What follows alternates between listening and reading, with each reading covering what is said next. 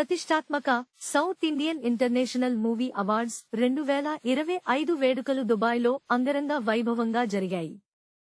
దక్షిణాది చలనచిత్ర పరిశ్రమకు చెందిన ప్రముఖ తారల తలుకుబెడుకుల మధ్య ఈ కార్యక్రమం కనుల పండువగా సాగింది. 13వ ఎడిషన్ సైమా అవార్డుల ప్రదానోత్సవంలో భాగంగా శనివారం రాత్రి తమిళ, మలయాళ చిత్ర పరిశ్రమలకు చెందిన విజేతలను ప్రకటించారు. తమిళ చిత్రసీమలో అమరన్ చిత్రం ఉత్తమ చిత్రంగా నిలిచింది. ఇదే సినిమాలో కనబరిచిన అద్భుత నటనకుగాను ప్రముఖ నటి సాయి పల్లవి ఉత్తమ నటి అవార్డును కైవసం చేసుకున్నారు. ఆమె నటనకు విమర్శకుల నుంచి ప్రశంసలు దక్కాయి.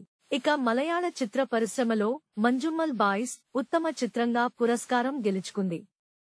ది గోట్ లైఫ్ చిత్రానికి గాను స్టార్ హీరో పృథ్వీరాజ్ సుకుమారన్ ఉత్తమ నటుడిగా అవార్డు అందుకున్నారు. ఈ వేడుకల్లో భాగంగా సినీ పరిశ్రమకు దశాబ్దాలుగా సేవలందిస్తున్న వారికి ప్రత్యేక పురస్కారాలతో సత్కరించారు.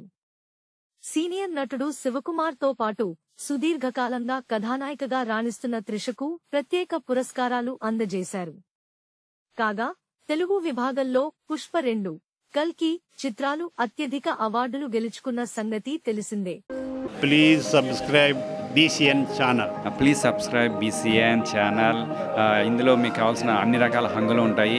Hi, this is MM Sri Lanka. Please subscribe to BCN channel.